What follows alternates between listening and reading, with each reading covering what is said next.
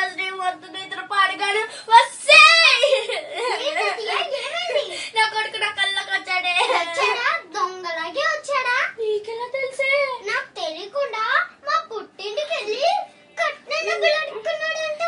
అందుకే డైరెక్ట్ గా వస్తే నా చేతిలో తన్ను తింటాయని మీ కళ్ళు దొంగలా వచ్చినట్టున్నాడు.